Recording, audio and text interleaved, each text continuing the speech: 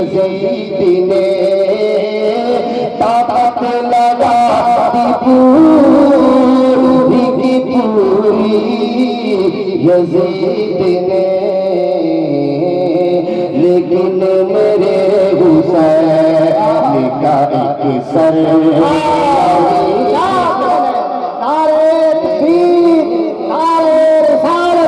عظمت حسین مسلک اعلی حضرت شریعت ملاحظہ کر لیں، بہت اچھا شعر ہے ماشاءاللہ۔ شاید نہیں جس طرح حشمت بھائی ہیں، شاید یا تو تابش ہیں، ثناء اللہ جمالی صاحب ہیں، میں پڑھتا ہوں سب سن کر کے کسی طرح سے یاد کر کے بس آخری سے سنیں آپ سے۔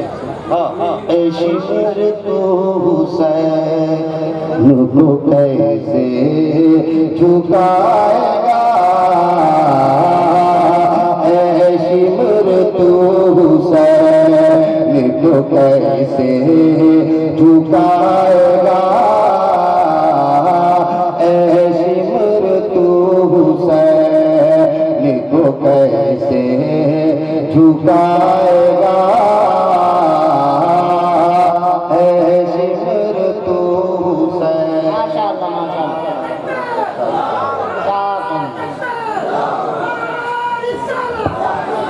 نعرے کا جواب دیں آپ لوگ، نعرے زندہ باد زندہ باد زندہ باد،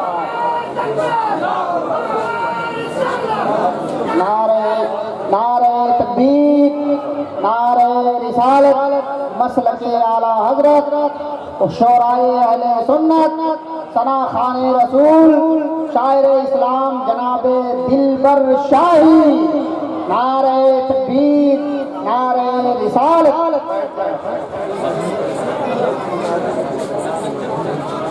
آپ حضرات بیٹھ جائیں، سنیں آپ شعر اخیر۔ اے شمر تو حسین کو کیسے جھکائے گا، اے شمر تو حسین،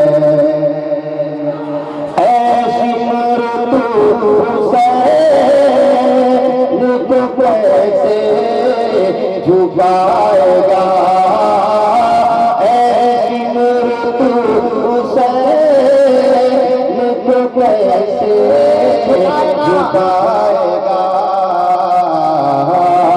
تجھ سے تو ایک چھوٹا سا اصغر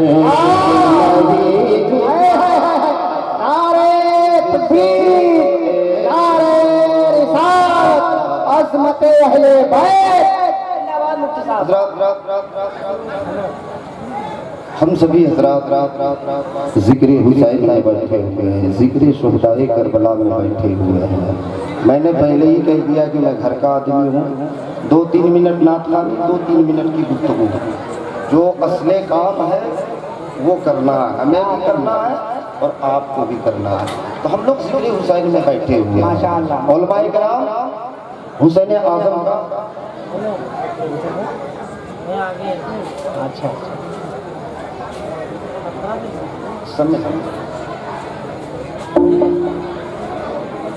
ذکر حسین میں بیٹھے ہوئے ہیں، علماء کرام کیا کر رہے ہیں؟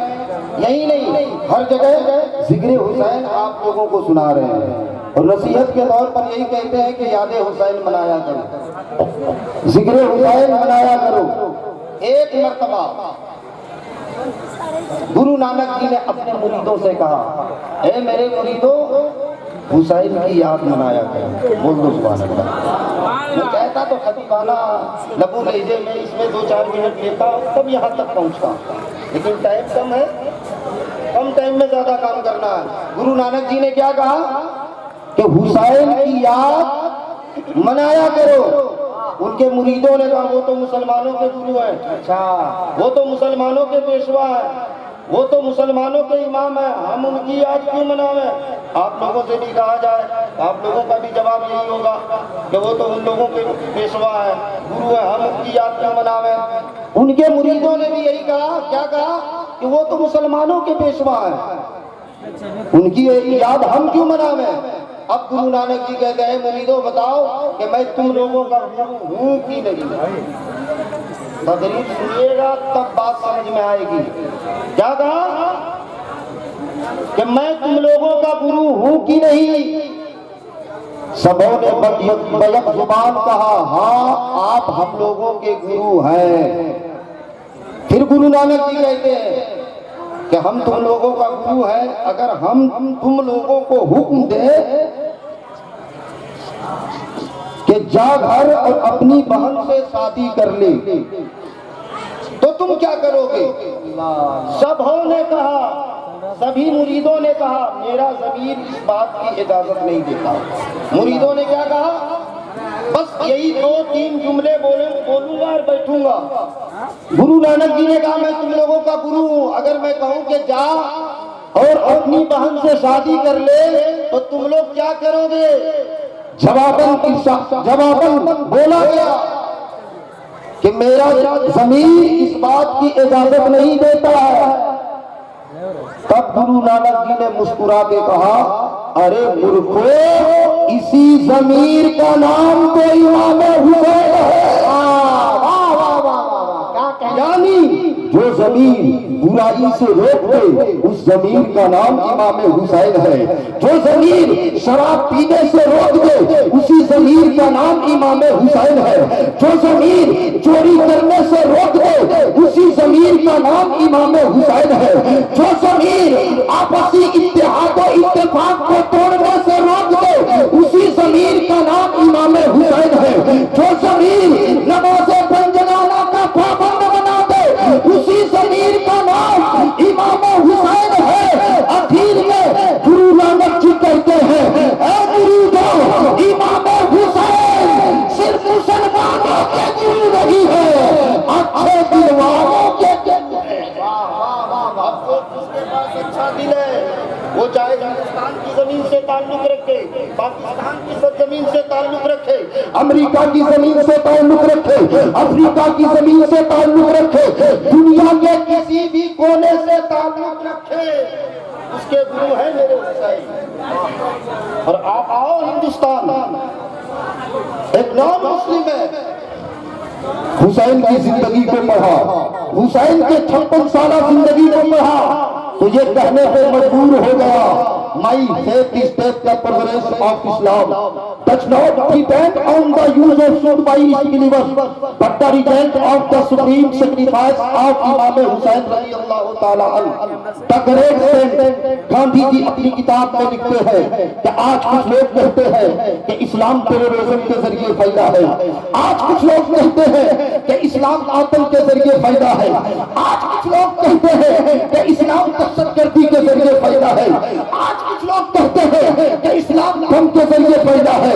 لیکن گاندھی جی کہتے ہیں اے لوگوں، اسلام ٹیررزم کے ذریعے نہیں پیدا ہے، اسلام آتنک کے ذریعے نہیں پیدا ہے، اسلام دہشت گردی کے ذریعے نہیں پیدا ہے. اگر پوری دنیا میں اسلام پیدا ہے تو کب کی وجہ سے نہیں، کربلا والے کے دم سے پیدا ہے. نعرہ تکبیر، نعرہ رسالت، بم کی وجہ سے نہیں بلکہ کربلا والے کے دم سے پھیلا ہے. یہ کربلا والے کا صدقہ ہے کہ آج ہماری مسجدوں سے اذانیں گونج رہی ہے.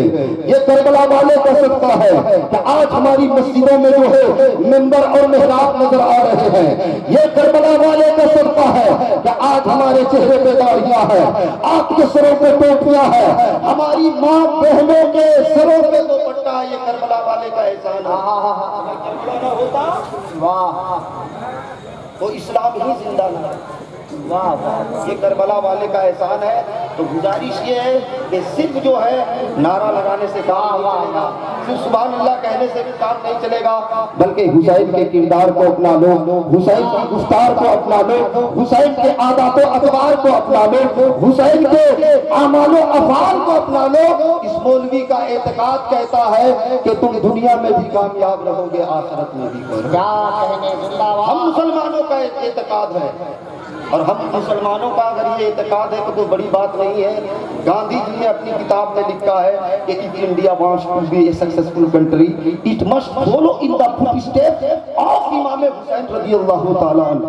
گاندھی جی نے کہا کہ اگر ہندوستان کو آگے بڑھانا ہے, کامیاب ملک بنانا ہے, تو کسی اور کے راستے پہ نہیں, امام حسین کے نقش قدم پہ چلو, ہندوستان آگے بڑھ جائے گا.